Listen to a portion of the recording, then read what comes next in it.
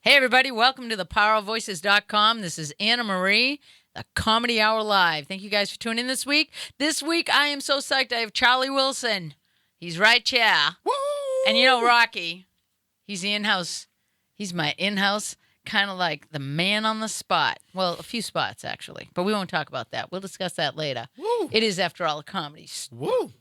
Yeah, I'm just hitting it hard tonight. I'm just going to go all out. How you doing, Charlie? Yeah, well, I'm great, man. I'm feeling excellent, man. Couldn't be better. Yeah, and you're new here. I'm new in town. I'm the new kid on the block, man. It's been about 7 months since I've been in L.A. from New York. So, man, it's dope, man. Yeah, but originally From Louisiana. So here's my crazy story. So I'm from Shreveport, Louisiana. After high school, I did a little bit of college there and moved to Dallas, Texas. Stayed in Dallas for 5 years with my high school sweetheart. We left. Wait a minute, sorry, left high cut you school. off. This Go sounds ahead. real close to Boogie B. You're not a Katrina kid, are Boogie you? B is from New Orleans. I know Boogie B. But Yeah, nah, but he not went Katrina. that same What's little crazy is trip. I moved to Dallas and then Katrina happened. Like Ah. I literally missed it by Katrina like a hair. happened, then he went to Dallas. Yeah. So it was the opposite for a lot of other Gotcha, people. wow. So when I moved to Dallas, they was like, "You must be Katrina." I was like, "No, nigga, I moved here before Katrina even happened. Stop judging me because I'm black. Everybody is not." a throwaway from What was they Katrina. calling us? They was calling us what is it called? A refugee. or something. Refugee. Yeah. Oh, I'm a refugee. Like what? In It my was- own it was country. crazy. That's wild. Right. But so yeah, I stayed in Dallas for 5 years. My high school sweetheart moved out there with me, and we kind of started over. We both wanted more. I got into sales. My whole career has pretty much been sales. So I worked for I can relate. luxury dealers, Lexus, and all of that. Did some sales management stuff. Long story short. Me and wifey's like split, almost divorced. And she was just like, "I'm out. I'm leaving. I had enough. You think you could just..." I was like, "Hey, whatever. I'm tired of this anyway." So she dipped out. And for about a month, I was living large, right? Finally free. You call me... Oh, yeah. I was out that. like Kunta Kinte was free. I was like, "I'm free. Free. I Where am the bitches so- at? Where they at? And they all flew away like birds. I was like, what happened when I was with my boo? Yeah. Everybody hanging on you. She's Yo. like, no, get off. She's coming any minute now. It was Yeah. crazy. So I had an eye-opening moment, man. Long story short, I decided to quit my job, sell my car, and just kind of start over. And I moved to New York City to chase her because that's where she ran away to me from. That's pretty wild, man. Yeah, so we started over in New York and dipping and dodging, trying to get familiar with the cold weather, the cost of living. Well, we had to start all the way over, new jobs, but we're risk takers, man. That's one thing I like about my girl, man, is we take risk. And You still with her? still with her, yeah. That's freaking So, awesome. It's cheaper to keep her. So from Wait, New York, wait. from New York to LA. And I have to interrupt. Have you seen his wife? No. She's like gorgeous. Yeah, she And I'm not citing you saying like, can you believe he's with such an attractive woman? Yes, she is. You know, That's basically like, what she's saying. She's like, wait till you see her. You won't believe it. I know. You will Yeah, not 'cause believe. You posted pictures of Okay, I you, see you why guys. you went up to New York. Okay, with Uh-huh. the queens to find your queen. Yeah, Right. but you have to know that because there's a lot of people going like, why would he chase a woman? Oh yeah. Is what's he saying? Because nobody else was chasing him. He went and said, "Man, I better get back what I had. That was really good. That was simple." Right. Yeah, and it's also expensive. Just so you know. Oh yeah. You wanting to redate and redo? That's expensive, It's a man. process, man. Especially Cheap- these days, Cheaper man. to keep her. You know what? It's expensive, but I feel like it's easier these days dating too. That's the one thing I almost envy, not being in the game no more. I'm like, dudes, just be online, leave a little kissy face emoji. Couple of good mornings. That's it. Yeah, We had to yeah. work hard for relationships when I was Right. coming up. Yeah, I had yeah. to call your house, speak to your mama first. You know what I mean? Excuse me, change my voice just so I can get you on the phone. Come Then we had to talk for come 3 hours. inside, meet, Right, yeah, meet folks. That's a really good point Right? because, and there's not just that. I want to know about what is it about those texts that just go, "Hey." Right.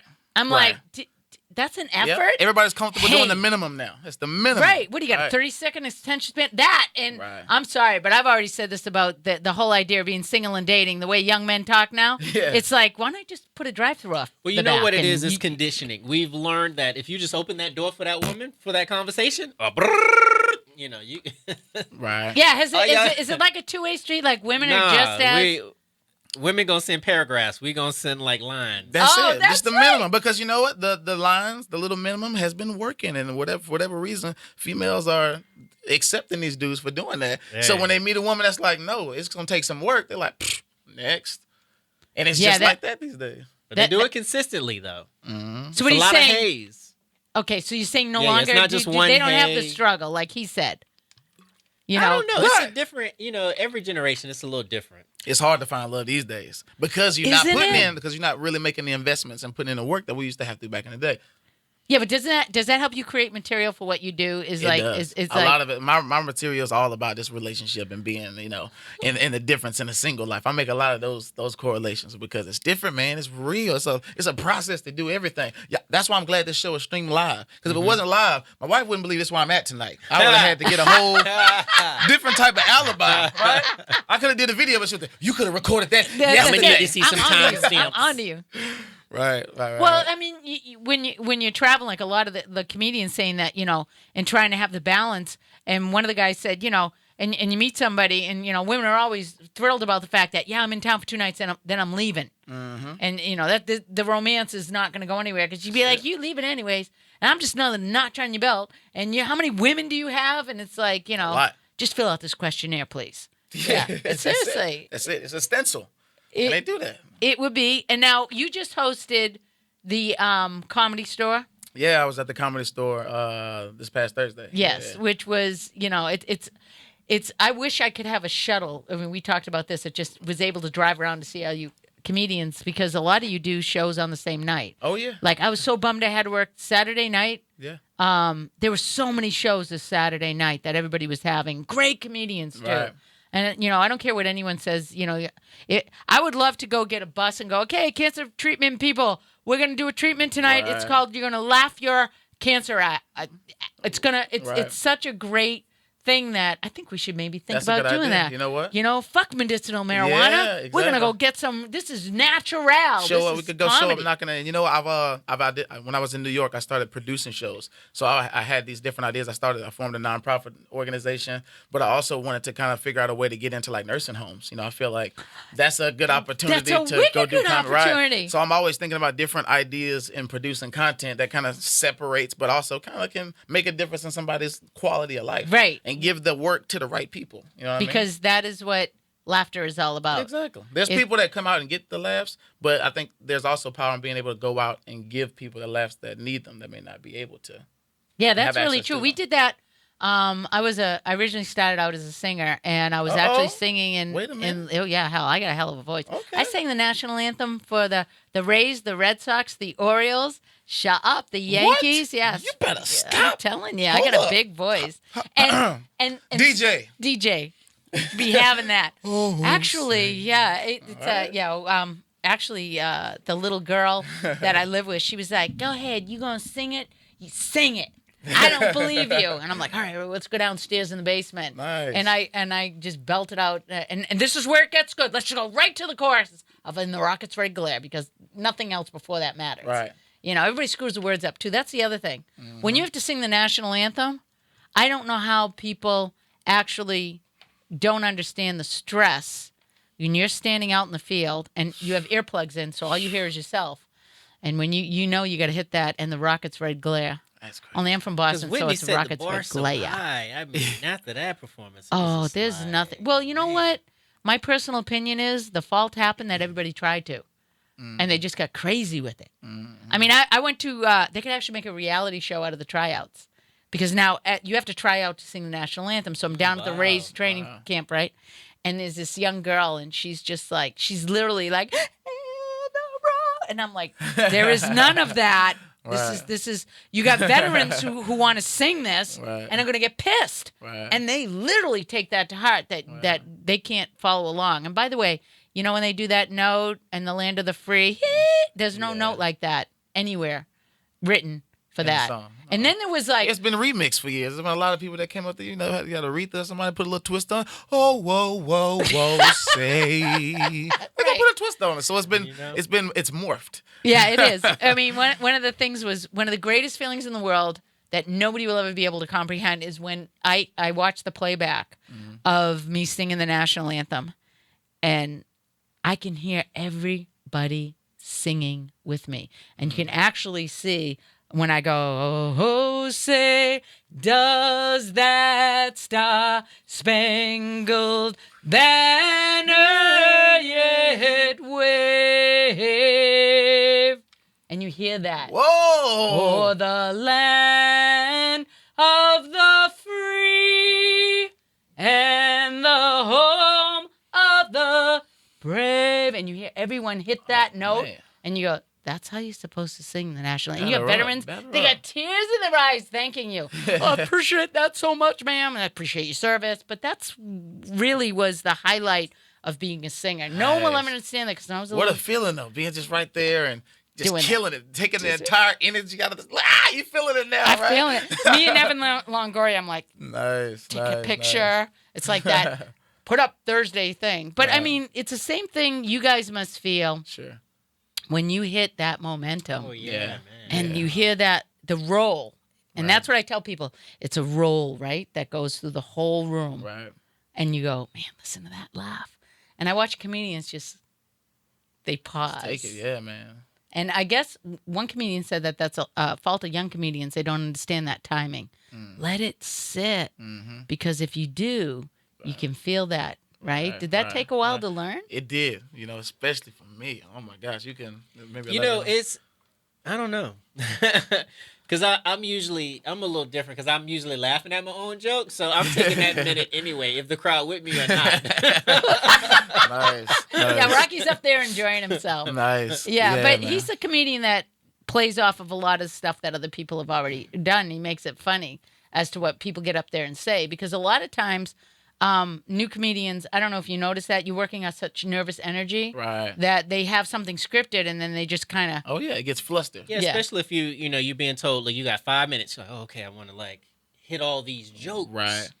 And but you want to, and there are some comics who really learn, and it comes with some time. But like Chappelle or certain people who they take their time with Mm-hmm. it, but you allow them to just because of they've achieved a certain status. Mm-hmm. But a young comic, oh no, come on, was it like Right. It really is that. Yeah. And I think that some of it is too is you're those older comics have earned the right to be able to kind of pause and let their jokes marinate and gather their thoughts. I think with some younger comics, at least for me earlier in my career, I've only been doing this 5 years, it's 5ish years. Oh, yeah, or so they would say you're a real youngster in this industry, I right? still am young. I got a lot to learn. But when I first was coming out hitting in my first probably 3 or 4 years, I was just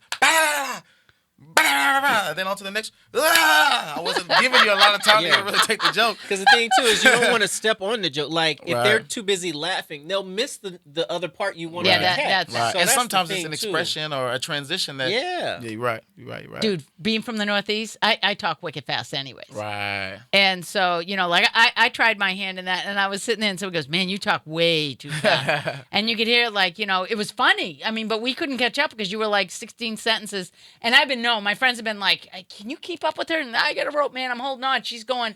And that doesn't work in comedy. Although Robin Williams was brilliant at it. You had to be. Well, because he's also acting it out, so you can he becomes these characters so quickly. Right. Morphing It's into that. more than a joke. You can watch him turn into these characters, do these accents, these voices, whatever it is. So it's more visual. Whereas most comics telling a joke or a story, they have to listen to what you're saying. You may Right. act out a few things or have some expressions, but Robin, that's a whole nother Experience. thing. Yeah. I would love to do if I was a club owner, I'd be like, okay, tonight we always have the one name we're gonna pull out of the audience. We're gonna have a regular person, Get up here and we're gonna hand you the mic, and we're gonna give you a subject, and we want to see what you do with it, because people think it's such a natural flowing. You missed a funny. You must be telling jokes in your sleep, and they don't realize the art behind the actual creation That's true. of a joke and its timing and its presentation and its motion, where your body stands, Oh, how you yeah. address the Oh, yeah. audience, and the energy that goes with it. And people like my friends that have been watching the show that are back east, okay? And a lot of them have said that they really, I want to come out, I want to be a comedian, I love watching. But what they said was the information they're getting has been just priceless.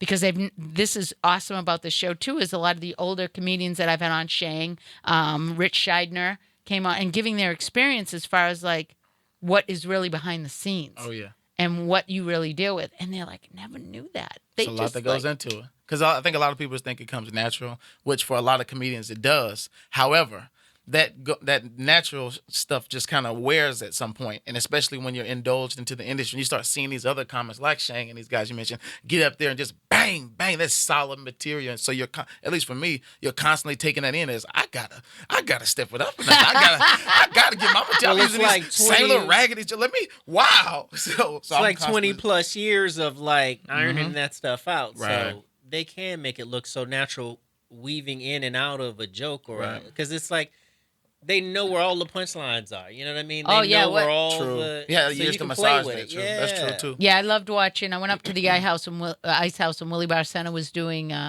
his taping for his next Netflix special. And you know, when you see somebody that has the years of experience, and the greatest compliment, it was really funny because he keeps saying to me, "You're organically funny." He said, you really should give this. And I'm like, oh, hell no. I listen to you guys. What the hell would I want to get up on stage? He goes, you just need to get over the fear of being rejected.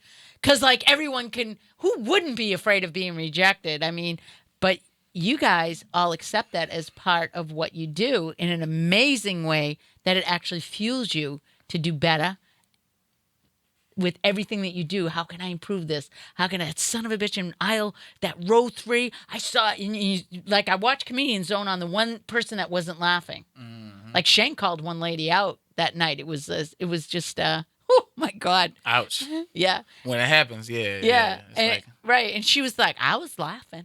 I'm just not a big laugher.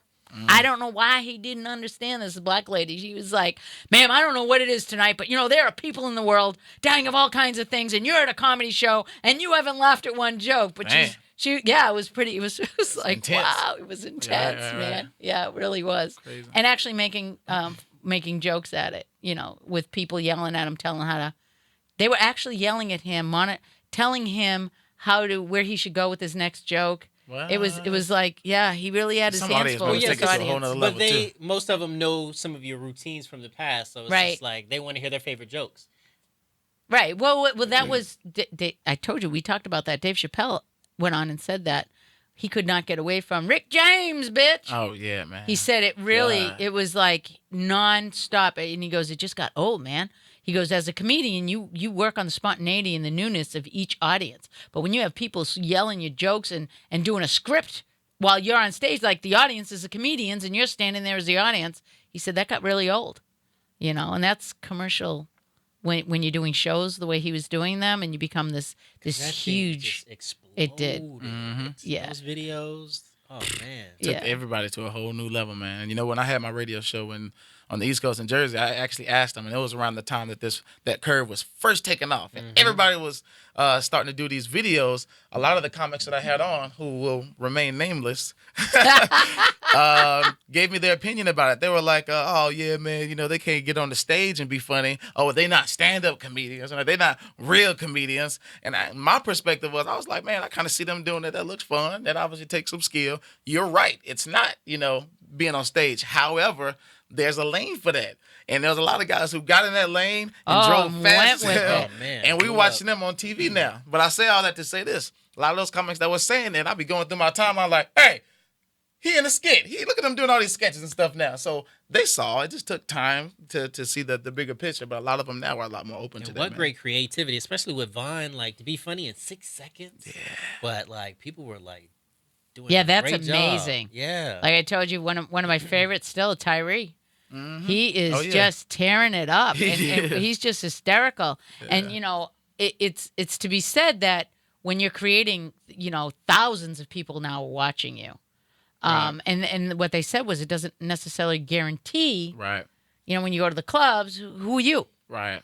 Just because they're watching them here, and I said, that's a 30-second attention span. Right. And a lot of them can't go both ways either. Right. Meaning doing the sketches and on stage. Some of them can, but a lot of them. Yeah, I'm really surprised. And people don't understand that. Like I said, one of the things I like about the show is the reality of what it is, what the difference is about being.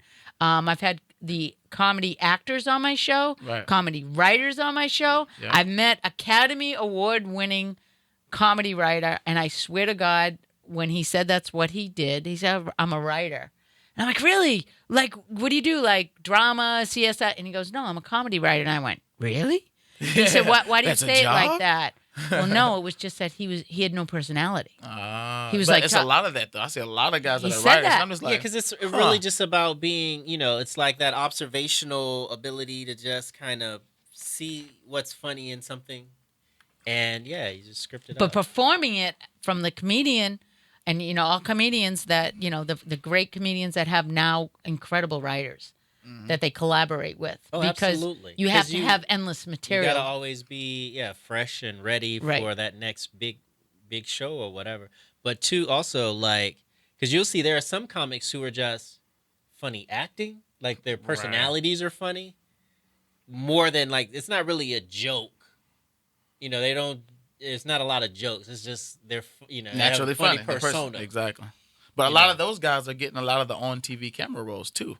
Oh, sure. They're just the actors. I mean, that I are- remember, not to say he didn't have jokes, but like I remember like early Chris Tucker or whatever, where it was just like, oh yeah. or some different people like Mike Epps, but Mike Epps is they're all solid comics as well, but it's just kind of like when they were first hitting, it was more about the way they would just act out a story or tell a joke, Well, think about the comedians that took. Seinfeld was one of it. To take his comedy, Roseanne Barr. Yeah. They actually did. Her whole show is based on her stand-up comedy. I'm Most of surprised. them. Right. Tim Allen, that whole crew, that During that era. I mean, and it's like, okay, it's like anything. If you allow it to get stagnant, that's something that like everybody's looking for. What is the next trend? Right. And like we just said, that the videos and stuff that everybody's got instant entertainment in 60 seconds. You got 60 seconds now. 60 you can do a lot with seconds. that. And Yeah. a lot of people taking advantage of that. Yeah, I mean, I'm like joking with all my comedians, going, "Write me in. How do you miss a smart ass from Boston?" Right. I mean, just people just actually have said, "I just want to just you talking." One guy actually said to me, "Do you think you'd be funny if you didn't say everything with that accent?" And I'm like, to me, it was never relevant. My mind goes, "What accent? How could that possibly be a contribution to what's funny?" But you find that on stage. Oh yeah. The delivery that it I don't know. Do you think anybody's accent makes a like difference? like Michael Blackston. Okay. Michael Blackston. Oh, my mother sucker. Oh. Somebody told me, and I don't know him well enough to know this, but that's not him. How he talks on a day-to-day basis. The Larry I'm sure the Cable Guy. I'm sure it's a lot of them, exaggerated. they create a persona for themselves right, and hey, right. work it. Right. Wow. That's So really... sometimes it's a persona, sometimes it's just a character trait about a person. When Bernie Mac talked, you knew he was getting ready to say something, so he had to come out that way. Hard. You know what I'm saying? I ain't scared of you. That was my weak Bernie Mac. I like it that. was weak. Though. It was weak. It was weak. All right. Wait, It's never been good. Do you do other imitations? Negative. Horrible. Horrible. That's one lane. That's one area, and I'm not even going to try to say that I can handle. So what's your comedy comfort zone? I mean, as far as like you said, it's relations. Yeah. Sex. Sex and relations, man. Sex and relations. Yeah, Sex, there's relations, a lot love. of humor. That's the story of my life. I would like to ask you, because gentlemen that you are, why is it? Now, this is where I'm super sensitive, that I've been paying attention, because hanging around comedians, you realize there's material everywhere. So now I'm like paying attention to like, that would actually be funny. It's why is it white men never say, if I walk by a group of white men, they don't look up, they don't even, I walk by, this was tonight, I went to see a young girl sing, and every brother that walked by me, oh yeah, yeah, baby, you fine, yeah, baby, hey, woo, yeah. I mean, every single, and I'm like, oh yeah, are you kidding me? And then I'm like, so what's up with the white guys? I walk by and it's like, I want to go, yo, over here. They just attracted to different stuff. I mean, they want to see these big titties, real or fake. Yeah. They don't even care. And your hair, you know what I'm saying? The glow, I think different things attract different people. Yeah, different aesthetics. But we definitely looking for shapes. You're right. Exactly. Small waist, nice hips, I'm nice like, ass, dude, nice white guys thighs. got to step it up. I mean, to me, they've got to be like styrofoam. But also, it has to do with confidence as well. True. So maybe if they're not confident enough, or may be threatened by the way you carry yourself, because they may see you come off as someone that may be a little bit. I think they it's like a the little bit super of both. skinny, Yeah. Oh yeah, that big breasts. Yeah, blonde, I can't wait to go super home and hug that blonde. skinny ass bitch that no black man ever. Can't say ever. We in LA now. We Oh are yeah, in LA. that's right. That's right. I done seen some. We some it's just, freaky it's just stuff a out different here. appreciation for different stuff. Yeah. But I remember you even asking about your friends who were saying like, "Oh, it's just because you're white." It's like, no. Yeah. It's That. not. What and that's the other thing too, like the differences between like I love when people like try and get everything into this separation of ethnicity. It's Yeah. like now you walk in there and all you got to be because the black woman ain't gonna like. I think you said it right when that party we went to. I don't remember, but But finish the whatever. statement. And I'm like, no, it's pretty much all women. Oh, yeah. Women. You walk into a party. I was like, I know the brothers are gonna like you, but I don't know about the sisters. Yeah, right. People And gonna be like, who is this white chick up in here? the only white chick up Only in here. white chick. And I keep forgetting that. Like somebody told me, "Now, okay, don't try and be the white chick who tries to be black." Yeah, and yeah, I'm yeah. like, just let me loose on the dance floor. There'll be no question. I have my DNA tested, 0.1%. I have African American blood, which I'm sure everybody does, but that's just my feeling. Okay, Right. but that doesn't mean they can all pull it off out on the dance floor. They'd be Right. going, "Look at this woman. She looks kind of what's her name on Seinfeld there, trying to Elaine dance, with the Elaine kick. with the kick." It's like that being said, but in the comedy world, as far as like, is there anything? I mean, everybody's an individual, and I'm sure you get asked this. Are there certain things that you find you wouldn't go near as far as comedy? Like some things Topics. something that might be off guard. Right. Like, has that happened to you where you've gone, no, Felt man, a little awkward. Or yeah, uncomfortable. where you could feel that and gone, I mean, "Ooh, a lot of it has to do with kind of trying to gauge your audience the best way that you can.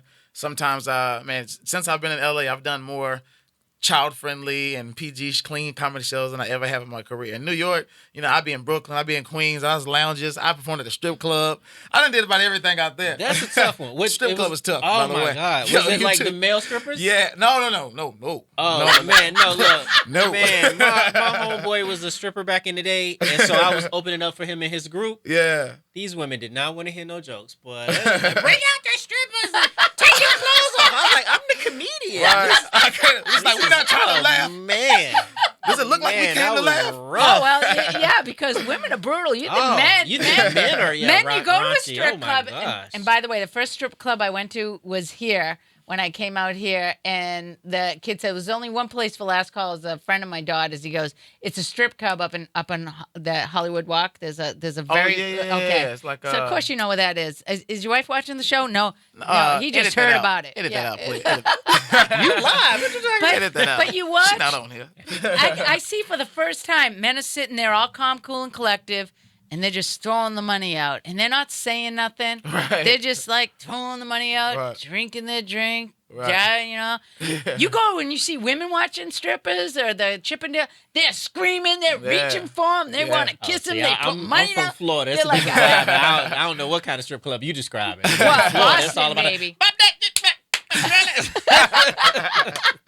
Oh, man. A stripper wish she could just stand up there and just Yeah, right. Yeah. Nah. ain't nobody paying. Well, they had the pole dances, which I was amazed at Oh, how man. tight somebody's ass can actually swing around one of them things. But it's also The like acrobatics. yeah, and their bodies were like I mean, this is no sleaze. You talk about the combat zone. It was like, did you get a pair of teeth with them breastises? Because I'm thinking maybe you should have. But you see here the quality of strippers that were there. They were gorgeous, perfect bodies. But the money, I mean, they literally took green trash bags Yeah. and were collecting their money. It's a way of life in the South, man. Yeah. In the South, it's a way of life. Yeah, It's I feel.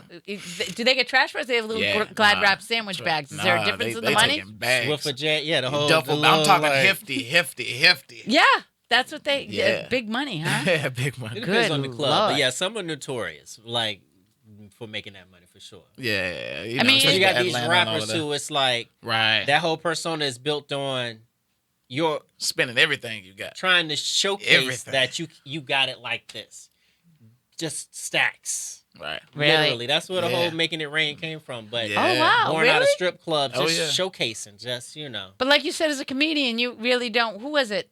Oh, No, as a Sean comedian, G you told like, that story. They were like as a before. comedian, you like just Yeah. trying to. Yeah, I was trying to. Since you forgot this dollar, you forgot it. Give me here. Give me that. You was walking off stage. You don't need my dollar. My homeboys is a rapper. He gave me a stack to throw. I was like, okay, thank you. Oh, I did that before Ain't twice. throwing I was like, this. nigga, you better give me the $6. One for you, two for me. Like, Right. shoot. 5 minutes later, I'm at Chevron. Let me get 6. Man, on look, 2. right?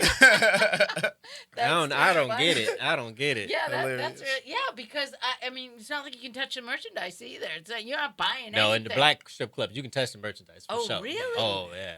See? Well, The white strip Some clubs get a little room. freaky It's dicky a- too. yeah, So think some about the little white girls. rules. Think about the white strip clubs. They don't do it on stage, but Yeah, they will yeah, take yeah. you behind the curtain. yeah. Oh, VIP. Yeah, I be boom, saying, boom, hey, boom. I went to one club one time, a long time ago. Again, edit this part out as well. It was about a long time Long ago. time. They sound like Bernie Mac. Long time. Long time. long time ago. Long time. What is about a long time ago? Man, white girls on stage, just barely moving. I feel like her whole vertebrae was just in half. It was just weird. Man, 3 minutes later, I seen some dude look like he owned 3 Chase banks. yeah. Big dude, big belly. He took her to the back, and I was just nosy. Just look what's going on back there. Why her legs bent over like that? What is she doing? This man had her over his knee. I was back there looking. I'm sipping my drink. Like, what's going on back there? He over there. Ha! Ha! Ha! And I'm over there. How much she paying me to do that? Yo, like, yeah. Yo, I'm like, losing it. I'm like, yo, beat bro. out this frustration on you. Like, what the hell? Yeah, I was like, that's abuse. She ain't got no meat back there. Yeah, That's what I'm even saying. when you watch white porn sometimes, you be like, why are you trying to pinch the girl nose Right. while she's sucking you? Like, let the girl breathe. Oh, man, they be in some It's a weird- sadistic yeah. shit. Yeah. Brutal. I forgot Chain what you they call up. it. Put this ball and chain in your mouth. What the? Why you need all? Right. Yeah, but that's that, funny. But That's right. funny. Do they have like, we're gonna take a survey. What would you like to see? And people come up with some outrageous stuff.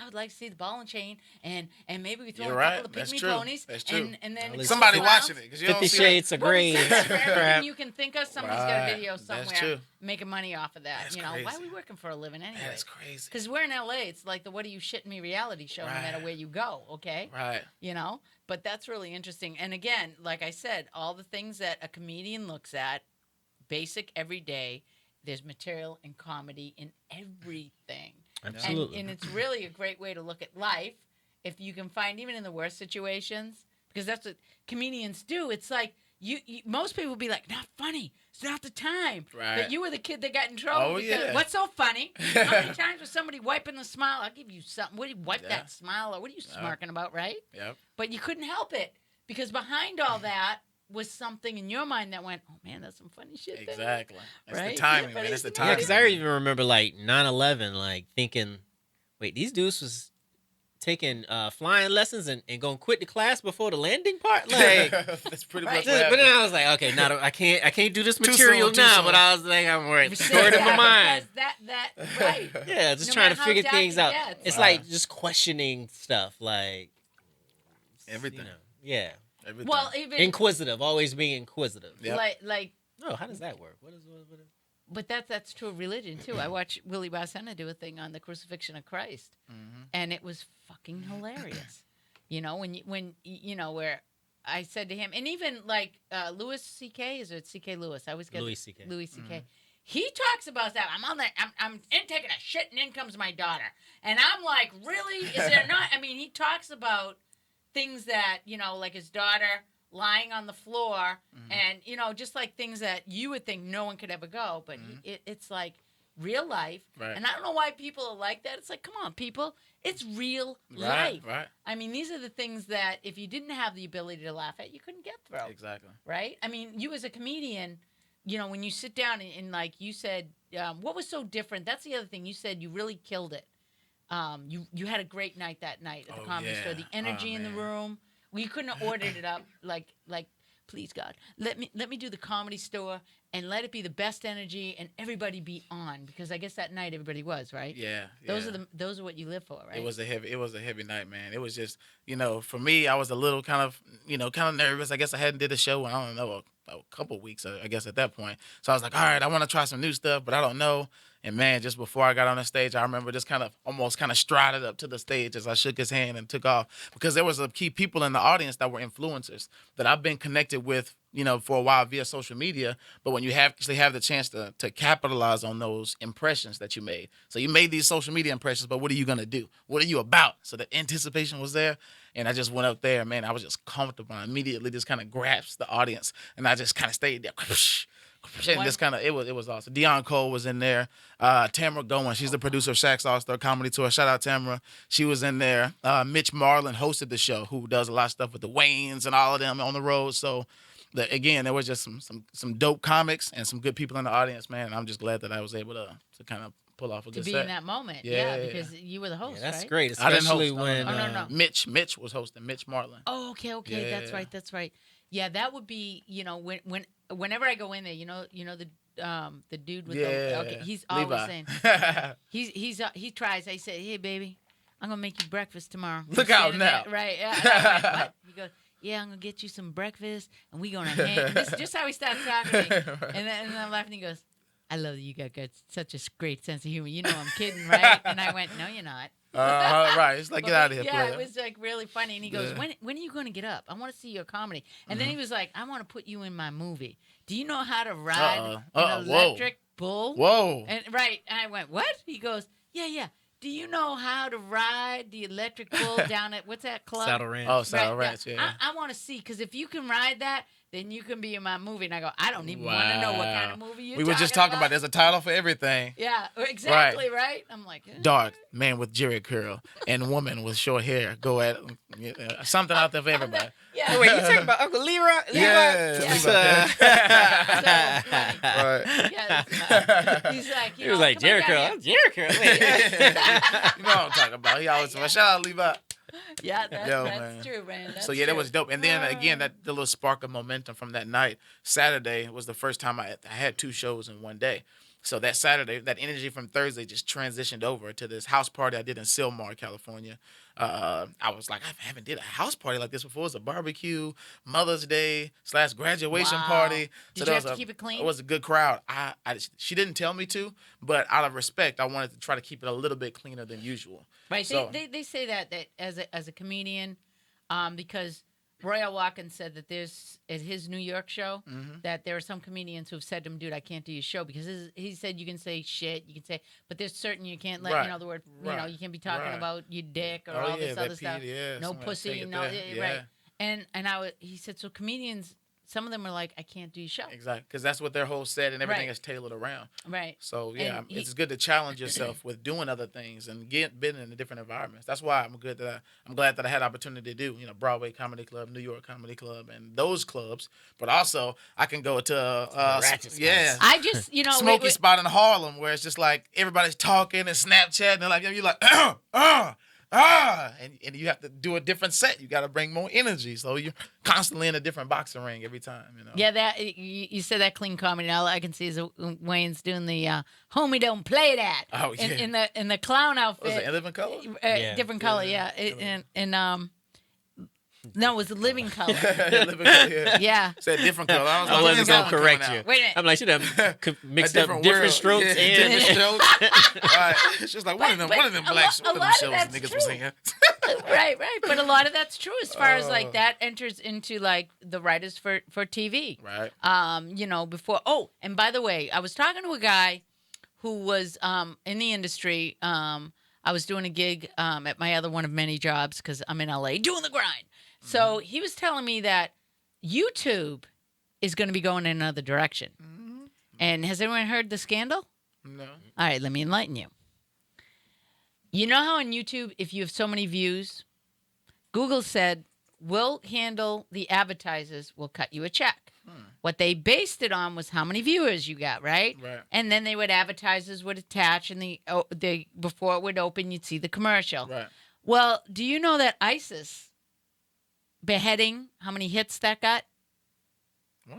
Yeah, because they had it on YouTube. This is just numbers. all coming up. Crazy numbers. The advertisers found that their monies were going towards things that do you know about this, Lee? No. That they weren't aware of. So, that being said, there was this huge to-do. I don't know if it's a suit or this was something with the advertisers. There's something going on with YouTube, that what you're going to see with YouTube is it's going to be going the way of Netflix. And the young man, he's in the Red industry. is already kind of going that route where it's like a subscription model. And what he said to me, he had some great ideas. And, he was saying, you really ought to think about. And he gave me some great ideas for my show. I was like, Sure. yeah, man, that sounds really cool. He said, now is the time. If that transition is, you're going to see that happen Nice. to where you won't be able to do the regular posting up Right. on YouTube. It's going to be just All like structured. people going in, and seeing it like that. So for those of you who didn't know that, that's an FYI. That was inside information. I work a big la-di-da, and it was somebody in the industry. I was really like, whoa. I never thought of that. Let's get this content out. Yeah, but Get you your but you content understand. ready. Yeah, he's like, now you want to get as much course. content because they're going to be taking those, and you're going to see that now up on like a Netflix situation, which I'm like, great, because all my shows are archived for you comedians who aren't aware of your stuff is still archived on YouTube. When you go on the powervoices.com, the comedy hour, that's always going to be there. And there's some, I was watching some of the old shows and how it's coming along, and like, in some really funny moments. I think, like I said, one of the funniest was when I had Sean G and Tyree on the show. And that the chemistry between the two of them, and Sean's stories about, being introduced before the strippers. He's like, man, everybody wants to see some titties. And everyone's going, yeah. And he's like, yeah, I'm going to see some titties. I want to see titties. But right now we have comedian Sean G that's going to, and he was like, oh, man, nobody wanted to see me. Right. Right. That's like the worst way you could come up with that. Right? Yeah. Either that or coming up like the person before you bombed, and it's like, you got to try to find this energy Sucked all this the person life out of the room. Right. done destroyed. Like, Right. But oh, sometimes goodness. that bomb, it could be a good setup for you. Oh, for sure. And sometimes it could be definitely hard because everybody's disengaged from the hard thing. But on the flip side, you have somebody that comes out and kills it before you go. It's like, dang, man, he's over there really ripping it up. Did I really want to do this joke? Let me go back. No, I'm not doing that one. Fuck that. This nigga's really got Yeah, me because giggling over I there. noticed that. Like I wanted to ask you, as when you're sitting in the shows, like there's usually a lot of comedians are playing to comedians. Right. Yeah, who really won't give up a laugh because they ain't going to give that to you, right? Right. You really earn your laugh when you're with a group of comedians. Right, exactly. And the other side of that too is like I watch. It's almost as if you're all studying each other. Yeah. And we study comedy, period. right. Yeah. Movies, TV shows, comics. Yeah, you know what? Just being observers of the world. Like, that comedic mind is always like. Yeah, because when I'm at the Comedy Store and I'm watching everybody in the belly room and they're sitting up there, and it's so intense because I'm looking at everybody. The difference in the audience. Yep, and difference in the the people yeah. sitting up there. What are the people on stage? Where are they focusing? Right. How are they playing? There's so much going on. Right. It's almost you're almost watching the theater of all of it. Yep. As for me, from where I'm sitting, because being in this chair, having every aspect of what comedy is to the person on stage, to the people viewing it, to like the different cultures that are watching it, because you're in LA, you're getting people from all over the world, and how different cultures respond to comedy, and that was where they ask where everybody's from. Right. And I find that a lot of the comedy too, when they doing, when a lot of black comedians go to that, the white people. I hear some nights more than other nights. Some dudes just like, you go to that show and it's like, yeah, it's like, and I've seen the white people get up and walk out because they're like, that Indian, because people have already got a preconceived notion. It's just the world that we live in, and it's like, it's really interesting how much depends on the mood and the mindset of the people that are in. They're actually looking at you like, I dare you to make me laugh some nights, right? Some crowds. And then Some there's other shows nights make you work harder than others. Right. Those structured shows, the comedy, those places people are paying their tickets, they get their 2 free stubs and they come out to laugh. But you go to, Ruby's Lounge, or whatever. They came to socialize, have a good time. Oh, is a show going on tonight? Oh, I didn't even know that. Right. So you're forced to work and maybe, be a little bit more like you already know. Yeah, it's when you're great in the to just trenches. have a captive audience. But when you're trying to compete with the bar noise and if it's a long place and they're shooting pool down there, it's like, oh, goodness. Right. But you just focus, you stay right here in your pocket. And hey, man, if you make a few people laugh, it's really like, what are you in this for? And if you really have a purpose about this, if you really have a calling on you, you're going to do it regardless, whether you're getting paid or not, because most of us out here aren't getting paid. But we know that there is that earning potential, right, later on. But it's just like, this is what most of us would do regardless. Exactly. Now, where do you hope to? What are your aspirations as far as like? And I know everybody's to be able to be paid and to travel doing your craft and making like oh crap, what's his name? Carter Allen. He's a comedian that just he's opening in Vegas, and he's playing the Tropicana, and you see that where you had Rich Little and then that thing, and I'm like, good for you, man. That's a great paying gig, to fill those rooms in Vegas, and to travel some of the comedy clubs that they have throughout the country, which is a grind. Especially if you're a family man, which you are, is to be saying, I'm going to be, once you hit that momentum, is that where you hope to be? Or do you hope to write? Do you hope to encompass all of it? I mean, you're the guest. No, you're the guest. I'm always here. Hey. I kind of like the idea of being a creator. Whether that's content, whether that's material, I love just being able to be free and create.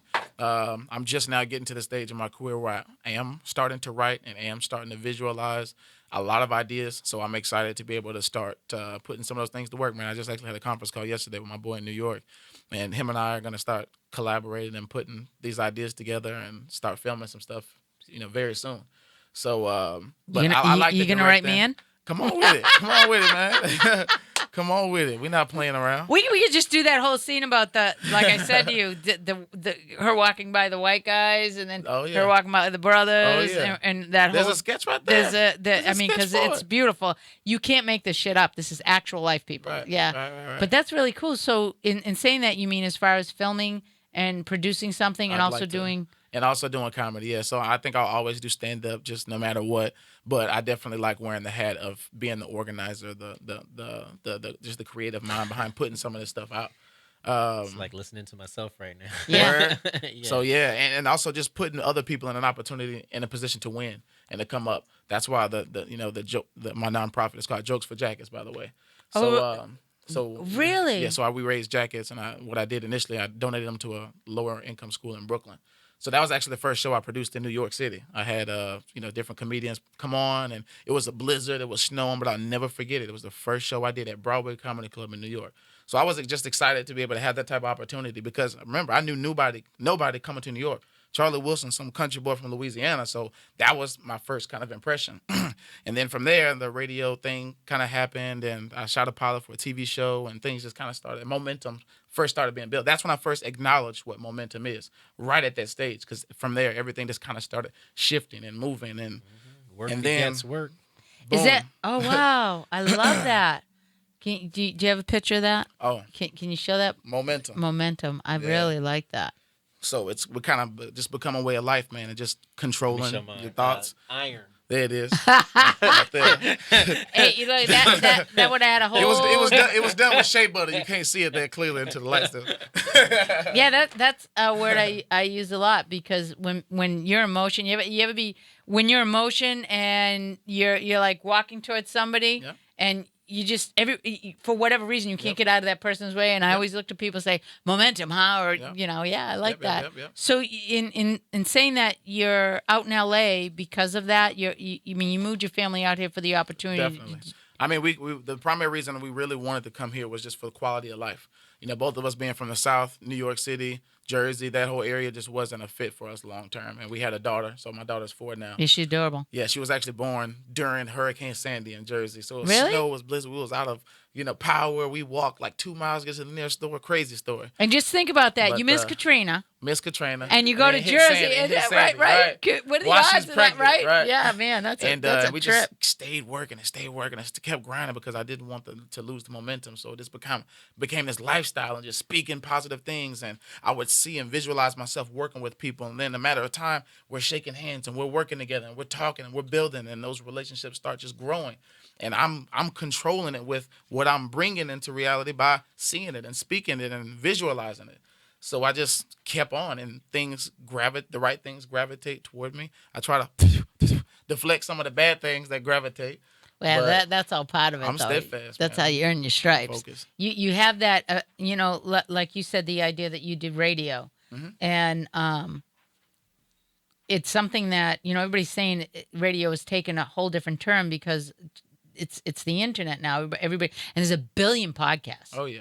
I mean, I've heard some podcasts where I'm like, how the hell do they have people listening to this? It's like stupid radio. It's like, you might as well get a bunch of, I joke and say, the relatives. Let's throw them in a room and throw some microphones in there. Yeah. And, that was one of the things. And I had said to Royale, I said to him, I didn't know Rocky had brought him on. I had no idea who he was. Usually I like to know a little bit about my guests. And as he's talking, I'm like, holy shit, this guy's a big deal. And I don't know enough about him. But I said, I'm sorry, nothing is scripted. And he said, I like that. He said that him and his wife just sit. They do a podcast where they just throw the mic on and whatever comes up, they talk about it. And he gets a lot of listeners because of that. And he says that's what you should keep this is not to hand somebody a paper and go, okay, well, I told you this, we're going to talk about this ABC, because I find that with most creative people, I consider myself one, everyone in this room is, it just happens to be what we do. The mind doesn't exactly go, let me think for a moment, where most people do. You throw a mic in front of people, and I'm amazed at, their inability, they cannot get over that. And they say, I can't do that. I can't, don't put the camera on me. It's like, seriously? I was a kid who was like, give me that. And the priest would say, no, it's a pulpit. You're not supposed to be up here. Yeah, man. So that's really exciting. So you're going to be out here doing a lot more of that, and your connections are phenomenal, because I remember the first night that I saw you, you were Stanley. Oh, yeah. That was the first night that I met you, Stan Pearson. And he's doing his thing. He's doing he's very... really pumping it up too. And we've chatted about, doing him bringing in a one-man show. And it's like, have you considered doing something like that? Like in a small theater, having fun with that? I have thought about that. I just try to figure out the right timing, on what potential location, because as I produce shows, I did in New York, Jersey, I was doing Mother's Day show, Summer Jam show, fall show. So I was moving and trying to be creative to figure out how can I get people to my events. Because again, as great as things looked on social media, because I was connecting with a lot of comedians and producers and artists, because I was hosting music showcases and stuff too in New York.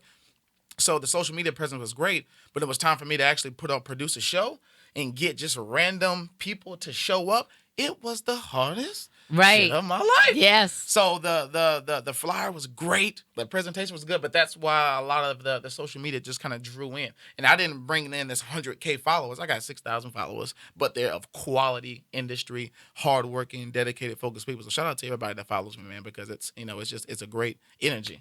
Well, yeah, I that's one of the things too. If you notice, I'm the person going, I am the first person to like this. So you're always seeing my name pop right up on that. Yeah. So there's an art to that too. Yeah. Well, I really believe, I don't know if people really take that.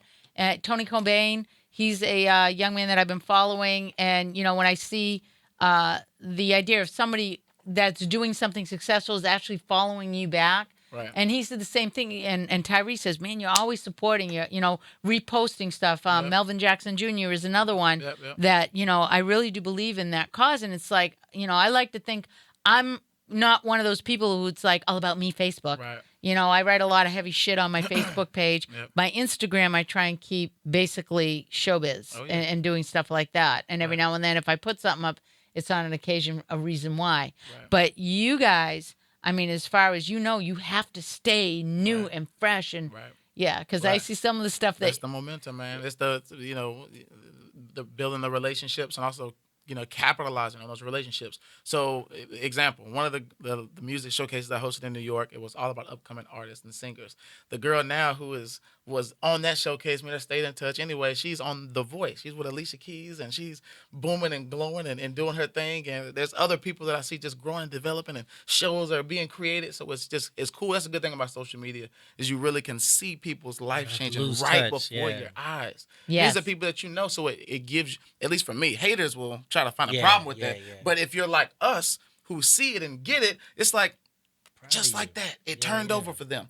Just like that. It turned over for them. I'm happy for you. I see you. Let's work. If you want to work, I'm not trying to be all in your business now. But if you want to work, let's work. Yeah. If not, I'm because they're going to want to come out to LA. Oh, hit me up. Blah, blah, blah. Boom, boom. I mean, it works.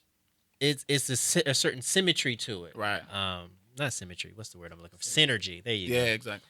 Lee Daniels over there working the boards. Yeah, man. And it's And I like to say now, I was just telling my friend this a few hours ago. She was like, oh, I'd really like to reach out to Mary J. Blige. I was like, you're probably 2 degrees of separation away from her. Just because of the people we know. Somebody knows, like, it's, Right. we used to say 7 degrees of Kevin Bacon because he was like the only person famous enough to like you could match the movies up. But with social media, you could see, like, you go to ask somebody, like, oh, shoot, we already got. Right. Yeah, but that would be. Mutual Do you have friends. as we're winding down? I have two. All my friends in Boston know this. Mark Wahlberg, and like I'm so close to meeting him. From his hairdresser to someone who went to school, I mean, it's like torture. And the other thing is like getting who I am because my story is so unique on Ellen, and because.